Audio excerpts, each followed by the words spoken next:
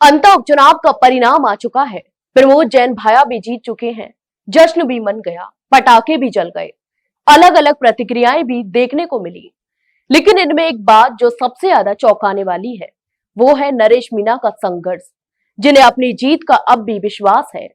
आपको बता दें कि इन दिनों सोशल मीडिया पर एक वीडियो काफी ज्यादा वायरल हो रही है, जिसमें एक तिसाया गांव था। गांव के लोग नरेश मीणा को खून से तोलते हैं। यहां तक कि इस वीडियो पर भी अब एक नई बहस देखने को मिली है। तिसाया गांव के लोग कह रहे हैं कि हमने नरेश मीणा को समर्थन दिया है, हमारी तरफ से पूरा सपोर्ट भी था और हमेशा रहेगा। लेकिन कुछ लोग नरेश के करीबी हैं, जिन्होंने नरेश को सपोर्ट नहीं किया।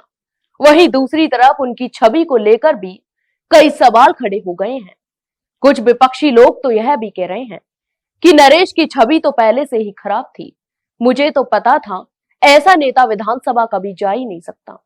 कभी अपने समर्थकों का अपशब्द कहता है, कभी लात घूंसे मारता है, कभी कुछ। हम ऐसे इंसान को कैसे जिता दें?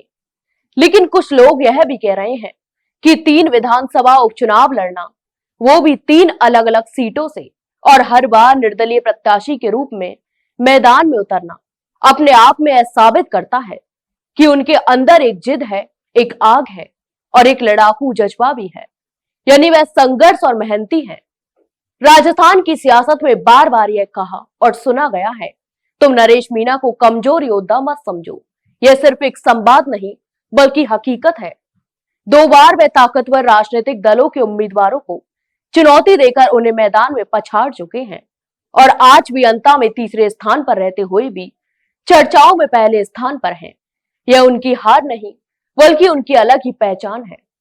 कुछ समर्थकों ने तो खुले मंच से कहा है कि राजस्थान की पूर्वी और हड़ौती की राजनीति में आने वाले चुनाव निर्णायक होंगे और यह बिल्कुल संभव है कि 2028 आते आते जिन गांव के लोग भाया भाया पुकार रहे हैं, वही लोग नरेश नरेश बोलते दिखाई दे सकते हैं।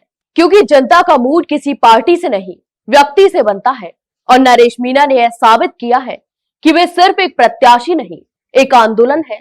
पिछले कुछ वर्षों में उनमें एक परिपक्वता आई है। पहले की भावुक राजनीति की जगह अब सदा हुआ संघर्ष दिखता है। समर्थक भी कहते हैं कि कल का नरेश कुछ और था और आज का नरेश कुछ और है। यह बदलाव समय, अनुभव और जनता की समझ से आता है। वह हार कर भी हार मानने वालों में नहीं है। जैसे हनुमान बेनीवाल कहते हैं, लोकप्रियता का पैमाना सिर्फ जीत नहीं होती, उसी तरह नरेश भी हार कर लड़ रहे हैं, टिके हुए हैं और आगे भी बढ़ रहे हैं। वहीं दूसरी तरफ राजपूत समाज के भीतर उठ रहे सवाल भी इस राजनीति की एक सच्चाई है। लोगों का मानना है कि जितना नुकसान समाज को भारी विरोधियों ने नहीं किया, उतना नुकसान कुछ अपने नेताओं ने किया है, जिनमें किरण शेखावत का नाम बार बार चर्चा में आता है। यह नाराजगी सिर्फ भावना नहीं बल्कि राजनीतिक मानसिकता का बदलाव है। नरेश मीणा की यात्रा अभी खत्म नहीं हुई, यह तो शुरुआत है। उपचुनाव जीतने वाले खुद को बाजीगर मानते हैं, लेकिन असली खिलाड़ी वह है जो दबकर भी मैदान नहीं छोड़ता।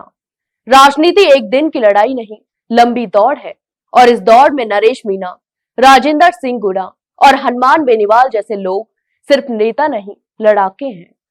तो आपको ये जानकारी कैसी लगी, हमें कमेंट बॉक्स में कमेंट करके जरूर बताएं। वहीं वीडियो को लाइक और शेयर जरूर करें और हाँ, चैनल को सब्सक्राइब करना ना भूलें। फिलहाल के लिए इतना ही, जल्द मिलते एक नई जानकारी के साथ। तब तक के लिए नमस्कार।